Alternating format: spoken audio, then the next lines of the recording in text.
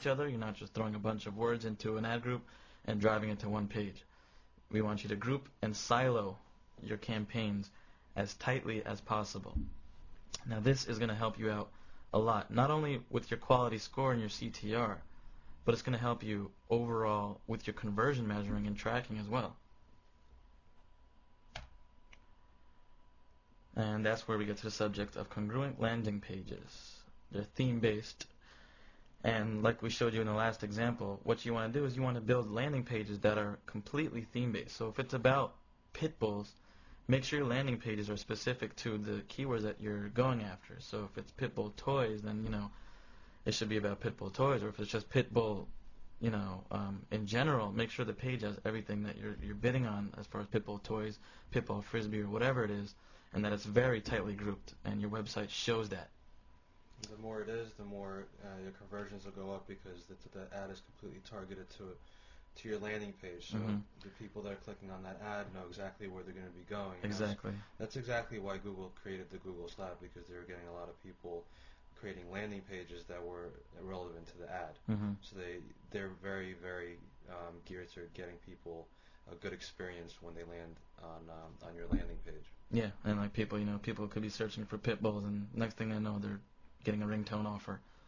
And Google doesn't like that, so that actually helps you with your quality score when you have very, very tightly grouped campaigns, ad groups, keywords, and landing pages, and your ad itself actually.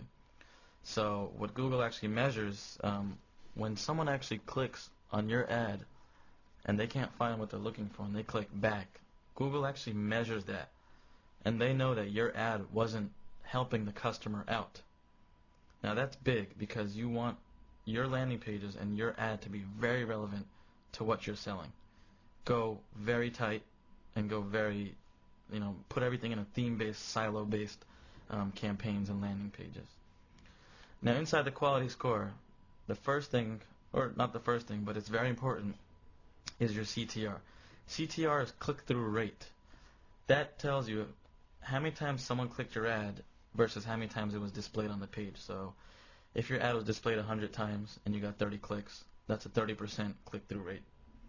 And so what Google does is the higher click-through rate you have, the better you do, because Google knows that your ad is very relevant and people like clicking on your ads. That theming the ad groups will increase your click-through rate, because someone that's looking for Doberman food or whatever it is, if your ad is targeted for Doberman food, you're speaking directly to them, and they're more likely to click rather than if it was just a generic, like dog food ad. So that's important.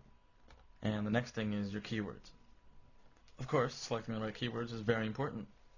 You want to group your keywords, and you want to keep the keywords that are all related into the same ad group and make sure that they're very tightly grouped. Next important thing is conversions.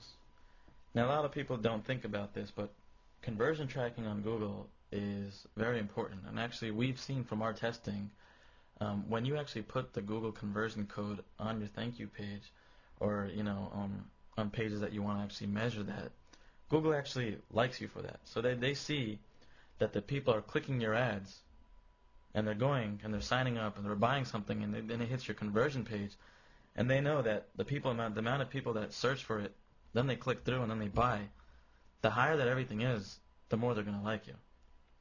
So Google conversion code tracking is very important. And of course, your landing page.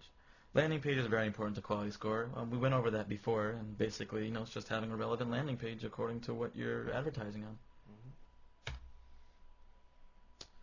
And now here's the settings. Settings are very important in AdWords. It's pretty basic. You can see here that we have accelerated ads showing, so actually accelerated budget. That's the first thing I want to get into. So what it's going to do is, whatever your budget is, it's going to try to spend your money as quickly as possible. So your ads are going to be displayed quickly and throughout the day.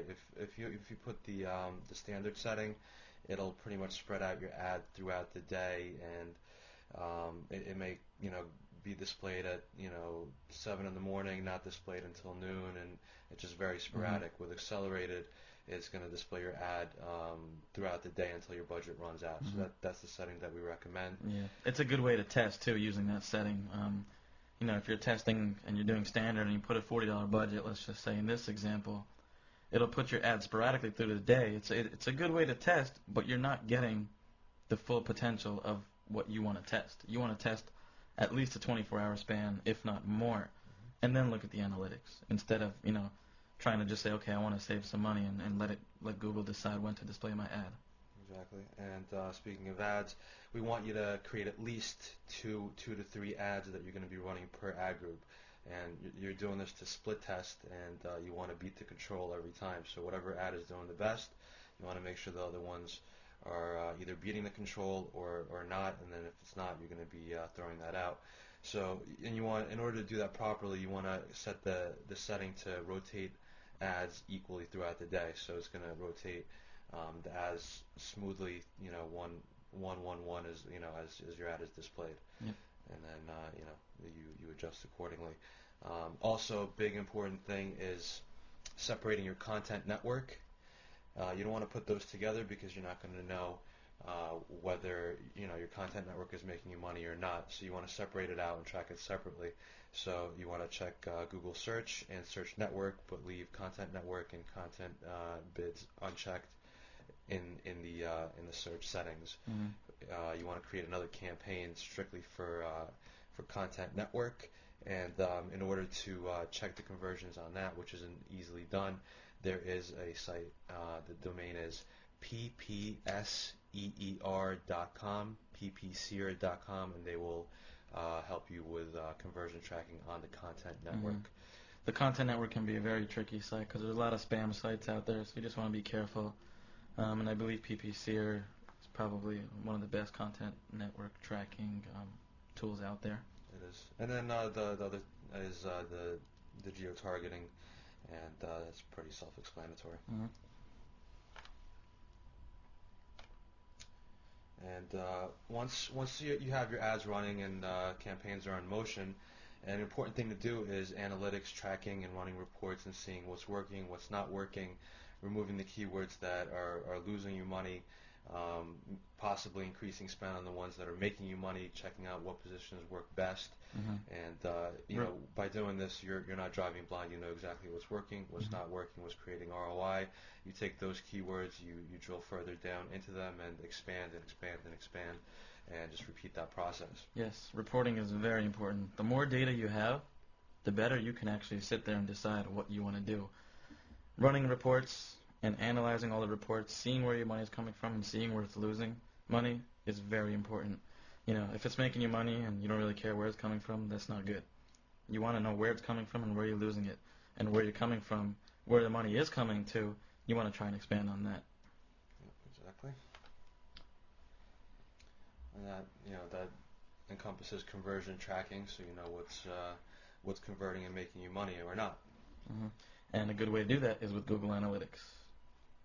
Now, Google Analytics is usually if you have AdWords, it's most likely in there. I think they give it to everyone who signs up for AdWords now. And basically, it's awesome because you can actually see the user flow of when someone comes to your site. So you can actually see if someone comes to your site, where they're going, what they're clicking on, and what they're doing. And you can find out what's being clicked on and why they're exiting, what they're exiting off of. And you can actually use that to rearrange your site and reword what you're writing on your site, and actually improve the percentages of when people come on your site turning into a sale. It's very powerful. And the next thing is sale and lead tracking in Google Analytics. It's pretty much the same thing as conversion tracking, except in Analytics it actually shows you from AdWords all the way to the sale what pages they hit and the whole funnel. Where they went, what they did, how they signed up, what time they did it, how long it took, and everything that encompasses that sale and lead.